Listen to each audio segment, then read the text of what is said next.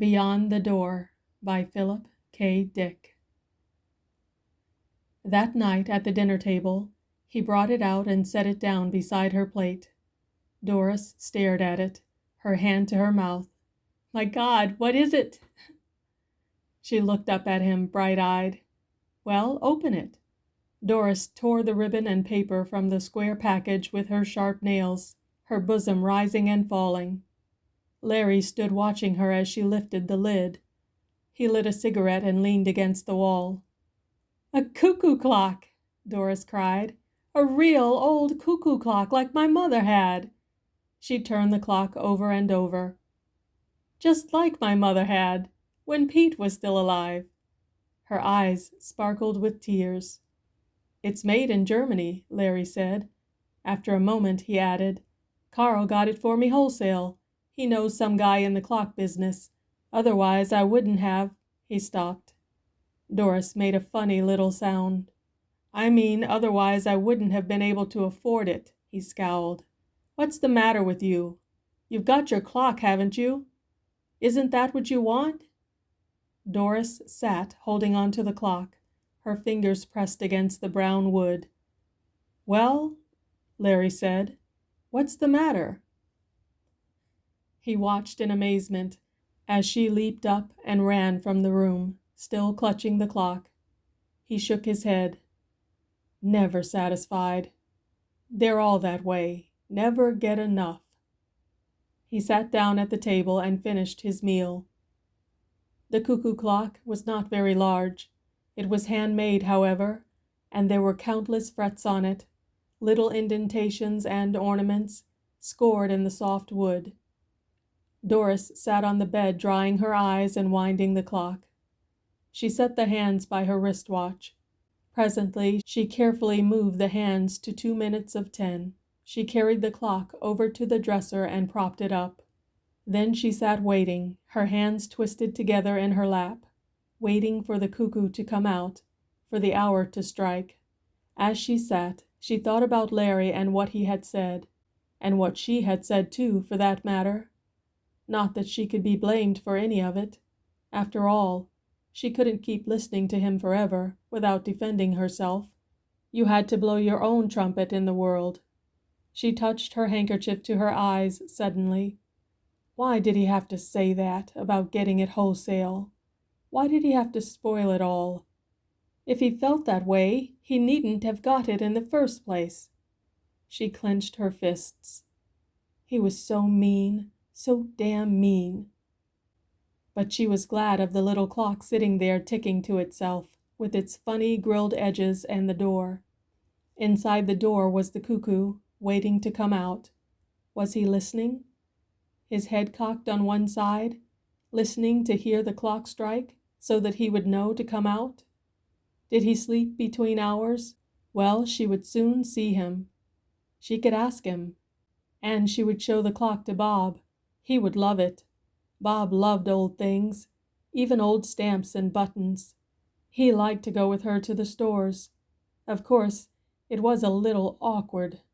But Larry had been staying at the office so much, and that helped. If only Larry didn't call up sometimes too. There was a whir. The clock shuddered, and all at once the door opened. The cuckoo came out, sliding swiftly. He paused and looked around, solemnly scrutinizing her, the room, the furniture. It was the first time he had seen her, she realized, smiling to herself in pleasure. She stood up, coming toward him shyly. "Go on," she said. "I'm waiting." The cuckoo opened his bill.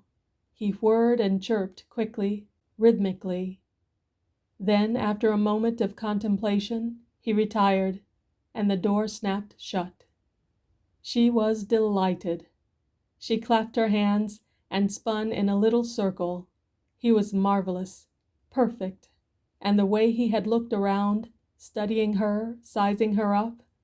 He liked her, she was certain of it, and she, of course, loved him at once, completely. He was just what she had hoped would come out of the little door. Doris went to the clock. She bent over the little door, her lips close to the wood. "Do you hear me?" she whispered. "I think you're the most beautiful cuckoo in the world." She paused, embarrassed. "I hope you'll like it here." Then she went downstairs again, slowly, her head high. Larry and the cuckoo clock really never got along from the start. Doris said it was because he didn't wind it right, and it didn't like being only half wound all the time. Larry turned the job of winding over to her. The cuckoo came out every quarter hour, and ran the spring down without remorse, and someone had to be ever after it, winding it up again. Doris did her best, but she forgot a good deal of the time. Then Larry would throw his newspaper down with an elaborate weary motion and stand up. He would go into the dining room, where the clock was mounted on the wall over the fireplace. He would take the clock down, and making sure he had his thumb over the little door, he would wind it up. "Why do you put your thumb over the door?" Doris asked once. "You're supposed to." She raised an eyebrow. "Are you sure?" "I wonder if it isn't that you don't want him to come out while you're standing so close." "Why not?"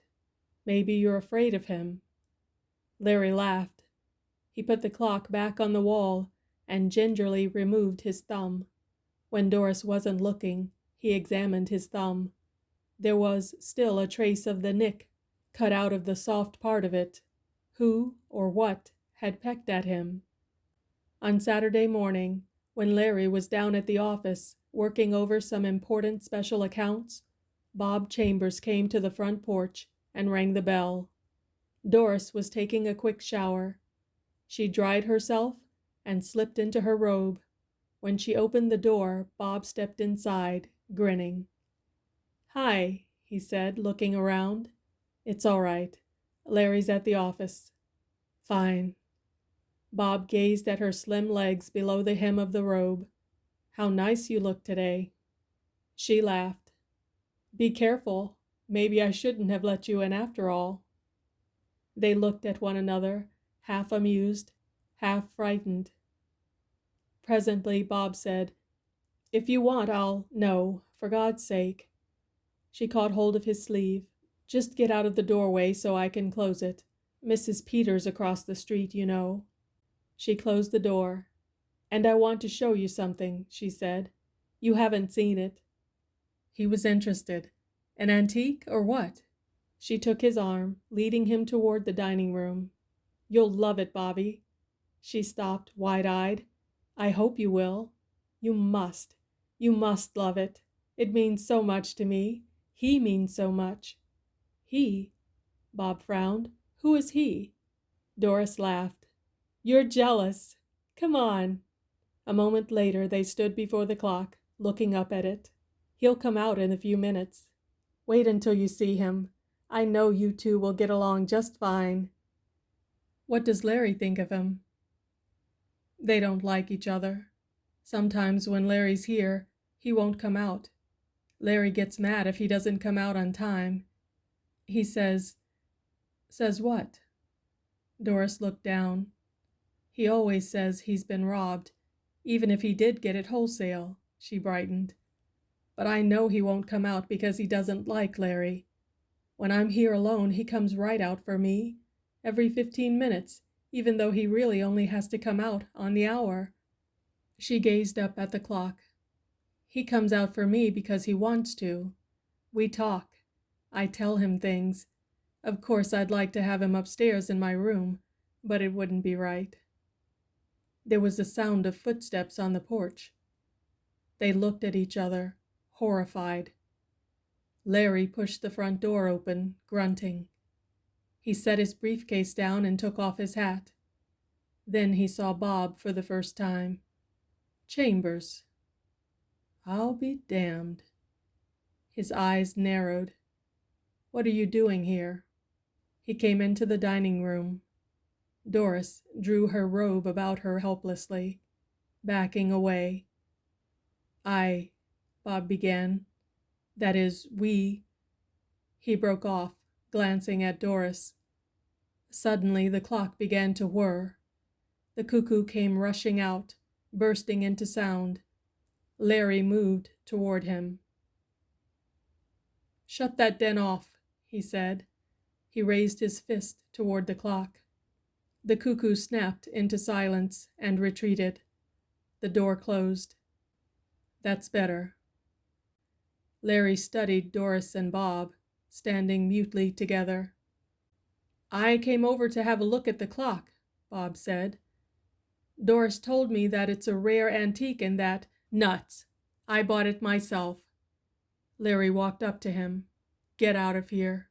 He turned to Doris. "You too. And take that damn clock with you." He paused, rubbing his chin. "No, leave the clock here. It's mine. I bought it and paid for it." In the weeks that followed after Doris left, Larry and the cuckoo clock got along even worse than before. For one thing, the cuckoo stayed inside most of the time, sometimes even at 12 o'clock when he should have been busiest. And if he did come out at all, he usually spoke only once or twice, never the correct number of times. And there was a sullen, uncooperative note in his voice, a jarring sound that made Larry uneasy and a little angry. But he kept the clock wound, because the house was very still and quiet, and it got on his nerves not to hear someone running around, talking and dropping things. And even the whirring of the clock sounded good to him. But he didn't like the cuckoo at all, and sometimes he spoke to him. "Listen," he said late one night to the closed little door. "I know you can hear me. I ought to give you back to the Germans, back to the Black Forest." He paced back and forth. "I wonder what they're doing now, the two of them. A man shouldn't be interested in antiques. That's for women." He set his jaw. "Isn't that right?" The clock said nothing. Larry walked up in front of it. "Isn't that right?" he demanded. "You don't have anything to say?" He looked at the face of the clock. It was almost 11, just a few seconds before the hour. "All right, I'll wait until 11. Then I want to hear what you have to say." "You've been pretty quiet the last few weeks since she left." He grinned wryly. "Maybe you don't like it here since she's gone," he scowled. "Well, I paid for you, and you're coming out whether you like it or not. You hear me?" 11 o'clock came. Far off at the end of town, the great tower clock boomed sleepily to itself. But the little door remained shut. Nothing moved. The minute hand passed on, and the cuckoo did not stir. He was someplace inside the clock, beyond the door, silent and remote. "All right, if that's the way you feel," Larry murmured, his lips twisting. "But it isn't fair. It's your job to come out. We all have to do things we don't like." He went unhappily into the kitchen and opened the great gleaming refrigerator. As he poured himself a drink, he thought about the clock. There was no doubt about it. The cuckoo should come out, Doris or no Doris. He had always liked her from the very start. They had got along well, the two of them. Probably he liked Bob too. Probably he had seen enough of Bob to get to know him. They would be quite happy together, Bob and Doris and the cuckoo. Larry finished his drink. He opened the drawer at the sink and took out the hammer. He carried it carefully into the dining room. The clock was ticking gently to itself on the wall. "Look," he said, waving the hammer. "You know what I have here? You know what I'm going to do with it? I'm going to start on you first." He smiled. "Birds of a feather. That's what you are, the three of you." The room was silent. "Are you coming out? Or do I have to come in and get you?" The clock whirred a little. "I hear you in there.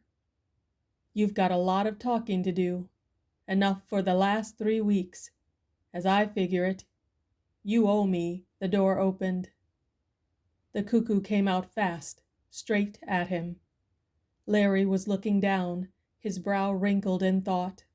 He glanced up, and the cuckoo caught him squarely in the eye. Down he went, hammer and chair and everything, hitting the floor with a tremendous crash. For a moment, the cuckoo paused, its small body poised rigidly. Then it went back inside its house. The door snapped tight shut after it. The man lay on the floor, stretched out grotesquely, his head bent over to one side. Nothing moved or stirred. The room was completely silent, except, of course, for the ticking of the clock. "I see," Doris said, her face tight. Bob put his arm around her, steadying her. "Doctor," Bob said, "can I ask you something?" "Of course," the doctor said. "Is it very easy to break your neck falling from so low a chair?" "It wasn't very far to fall.